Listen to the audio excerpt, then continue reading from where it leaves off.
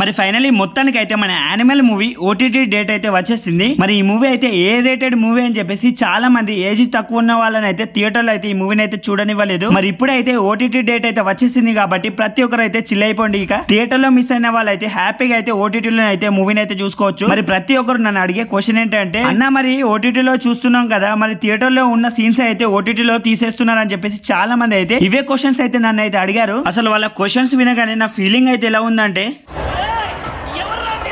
మరి అది నా పర్సనల్ ఫీలింగ్ అని చెప్పేసి మాట్లాడుకోవాలి. మరి నిజంగానే ఓటీటీలోకి వచ్చే టైంకి అయితే అలాంటి సీన్స్ అయితే తీసేస్తున్నారా అని చెప్పేసి మీకు అయితే ఇలాంటి డౌట్స్ అయితే డెఫినెట్ గా అయితే ఉండే ఉంటాయి. మరి ఈ మూవీ అయితే ఎప్పుడు ఓటీటీలోకి అయితే రాబోతుంది, అసలు ఎలాంటి సీన్స్ అయితే తీసేయబోతున్నారు అని చెప్పేసి ప్రతి ఒక్కటి తెలియాలంటే మీరైతే ఈ వీడియోని అయితే కంప్లీట్ గా లాస్ట్ ఎండ్ వరకు చూస్తే మీకైతే క్లియర్ గా క్లారిటీగా అయితే అర్థమవుతుంది. మరి దానికన్నా ముందు అయితే కొత్త మన ఛానల్ చూస్తున్న వాళ్ళైతే కింద కామెంట్ సెక్షన్ లో మన ఇన్స్టాగ్రామ్ లింక్ అవుతుంది, డెఫినెట్ గా అయితే మన ఇన్స్టాగ్రామ్ అకౌంట్ అయితే ఫాలో అయితే అయిపోండి. అంతేకాకుండా మన ఛానల్ కొత్త చూస్తున్న వాళ్ళైతే ఇలాంటి మూవీ కంటెంట్స్ కోసం, మూవీ రివ్యూస్ కోసం అయితే డెఫినెట్ గా మన ఛానల్ సబ్స్క్రైబ్ చేసుకుని బెల్ నోటిఫికేషన్ అయితే తప్పకుండా అయితే ఆల్ లో పెట్టుకోవడం అయితే అస్సలు అయితే మర్చిపోకండి. ఫస్ట్ మీలో చాలా మంది అడిగిన డౌట్, ఈ మూవీ నుంచి ఏమైనా సీన్స్ అయితే తీసేస్తారా? మరి ఈ మూవీ నుంచి అయితే ఎలాంటి సీన్స్ అయితే అసలు అయితే తీసేయరు. మరి తెలియకపోతే అయితే ఇలాంటి మాటలు అయితే చెప్పడం, మాట్లాడడం ఫస్ట్ ఆఫ్ ఆల్ అయితే మీరు అందరూ అయితే ఆపేయండి. ఎందుకంటే ఈ మూవీని అయితే రిలీజ్ చేసేది నెట్ఫ్లిక్స్ లో కాబట్టి ఆ నెట్ఫ్లిక్స్ నుంచి అయితే ఎలాంటి సీన్స్ గానీ ఎలాంటి సాంగ్స్ గానీ అయితే అస్సలు అయితే ఆ మూవీ నుంచి అయితే రిమూవ్ అయితే చేసి అయితే రిలీజ్ అయితే చేయరు. మరి ఈ మూవీ రిలీజ్ టైమ్ లో మన సందీప్ రెడ్డి వంగ చెప్పిన విషయం ఏంటంటే, ఓటీటీలో రిలీజ్ చేసే టైం కి అయితే ఈ మూవీని అయితే 4 hours అయితే మొత్తం ఉన్న సీన్స్, కట్ చేసిన సీన్స్ కూడా అయితే యాడ్ చేస్తామని చెప్పేసి అయితే చెప్పాడు. మరి చూడాలి ఓటీటీలో అయితే రిలీజ్ అయితే 4 hours అయితే మూవీని అయితే రిలీజ్ చేస్తారా అని చెప్పేసి, మరి కట్ చేసిన సీన్స్ కూడా అయితే ఈ మూవీలో అయితే యాడ్ అవుతాయా లేదా అని చెప్పేసి మనం అయితే